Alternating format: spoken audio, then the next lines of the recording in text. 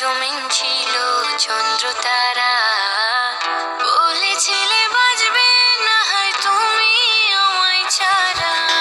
সাক্ষী ছিল আসমান, জমিন ছিল চন্দ্র তারা, বলেছিলে বাজবে না হয় তুমি আমায় ছাড়া।